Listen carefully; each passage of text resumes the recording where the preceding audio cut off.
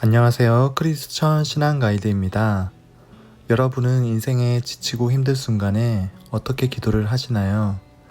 기도를 하는 몇 가지 방법이 있겠지만 한 가지 방법은 우리의 몸과 마음의 상태를 있는 그대로 하나님께 아뢰는 솔직한 기도를 할 수 있어요. 그리고 또 다른 방법으로는 나의 현재의 상황을 바라보기보다 하나님께서 도우실 것을 바라보며 믿음의 기도를 할 수도 있어요. 여러분은 솔직한 기도와 믿음의 기도 중 어떤 기도가 더 좋다고 생각하시나요? 먼저 솔직한 기도의 장점을 알아볼게요. 혹시 힘들 때 내 이야기를 잘 들어주는 그런 친구를 만나본 적이 있으신가요? 그런 친구는 우리에게 특별한 조언을 해주지 않더라도 단순히 나의 어려움을 털어놓는 것만으로도 조금은 숨을 쉴 수 있을 것 같고 복잡한 나의 생각이 말을 하면서 정리되는 것을 느낄 수 있어요. 기도를 할 때도 이와 비슷해요. 하나님께 내 생각을 있는 그대로 말씀드리면 우리는 말을 하는 것만으로도 답답함이 조금은 줄어들 수 있고 내 안에 있는 것을 다 털어놓을 때 주님께서 나의 모든 것을 아신다는 사실에 조금은 안도감이 들 수도 있을 거예요. 하나님께서 나의 아버지가 되셔서 내 모든 말을 듣고 계신다는 사실이 참 감사할 거예요. 그렇다면 솔직한 기도만 했을 때 어떤 부족함이 있을까요? 주님께 우리의 상황을 고백했기에 마음은 후련할 수 있지만 기도가 끝나도 걱정과 염려가 찾아오고 그 문제가 해결되지 않음을 볼 때 더 큰 절망감이 찾아올지도 몰라요. 이번에는 믿음의 기도의 장점을 알아볼게요. 믿음의 기도는 현실을 바라보는 것이 아니라 주님의 일하심을 바라보는 기도죠. 믿음의 기도를 하게 되면 내가 가진 생각의 틀을 벗어날 수 있어요. 믿음이 없다면 지금 이 문제를 해결할 길이 도무지 보이지 않을 거예요. 하지만 믿음을 가지고 눈을 하늘을 향해 들면 어떤 방법일지는 몰라도 하나님께서 일하시면 그 문제가 해결될지 모른다는 소망을 가질 수가 있어요. 실제로 하나님은 우리의 믿음을 통해 일하세요. 고 하용조 목사님은 물을 마시려면 컵이 있어야 하듯이 주님의 일하심을 보려면 우리의 믿음이 있어야 한다고 했어요.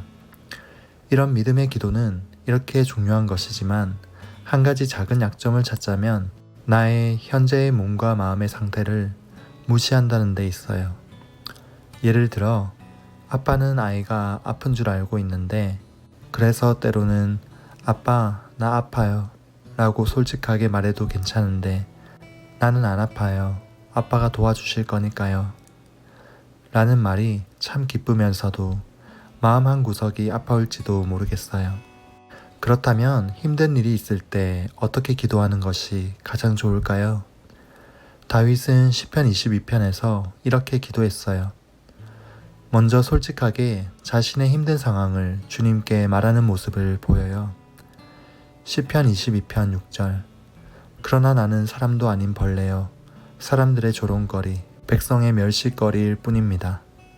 나를 보는 사람은 누구나 나를 빗대어서 조롱하며 입술을 비축거리고 머리를 흔들면서 비아냥댑니다. 다윗은 얼마나 힘들었는지 자존감은 얼마나 바닥을 쳤는지 자기는 사람도 아닌 벌레라고 말해요. 모든 사람들은 자기를 조롱하고 멸시한다고 말해요.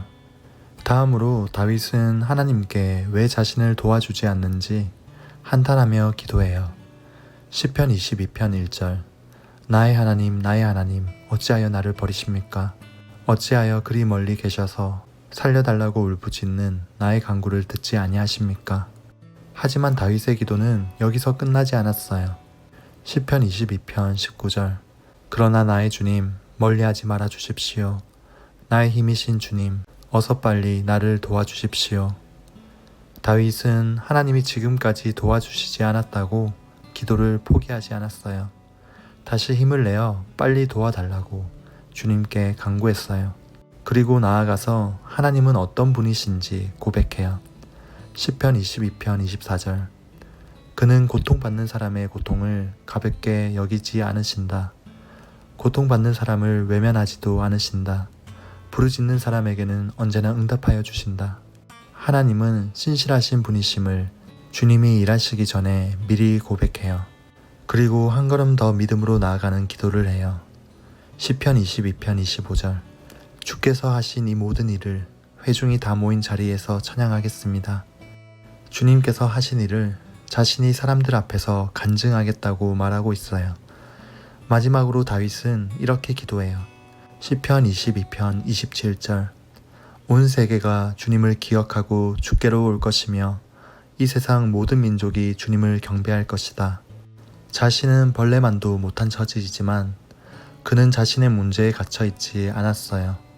믿음으로 문제를 뚫고 나아가 주님의 일하심을 통해 온 세계가 주님을 기억하고 주께로 돌아오고 세상 모든 민족이 주님을 경배할 것이라고 믿음으로 선포하는 기도를 했어요. 이것이 다윗이라는 사람의 믿음의 스케일이기도 해요. 또 한편으로는 기도의 한 가지 특징을 보여주는 것이기도 해요. 기도의 시작은 나의 힘든 처지와 한탄에서 시작하지만 성령님의 인도를 받으면서 기도를 해나가다 보면 나도 모르게 믿음의 고백이 나오고 주님을 찬양하고 있는 자신을 발견하고는 해요. 정리할게요. 힘든 일이 있다면 이렇게 기도해 보세요. 첫 번째로 하나님께 자신의 솔직한 심정과 상황을 말씀드리세요. 두 번째로 하나님께 왜 도와주시지 않는지 여쭤보세요. 세 번째로 주님께 도와달라고 힘을 내어 믿음으로 간구해 보세요. 네 번째로 하나님의 신실하신 성품에 호소해 보세요. 다섯 번째로 하나님께서 일하시면 그 일을 간증하겠다고 고백해 보세요. 여섯 번째로 그 일을 통해 온 세계가 주님을 찬양할 것이라고 고백해 보세요. 이렇게 솔직한 기도와 믿음의 기도를 함께해서 인생의 힘든 때에 주님의 도우심을 경험하고 또 주님을 찬양하는 우리가 되기를 소망합니다. 영상이 도움이 되셨다면 구독과 좋아요, 댓글을 남겨주시면 큰 힘이 됩니다. 크리스천 신앙 가이드였습니다. 감사합니다.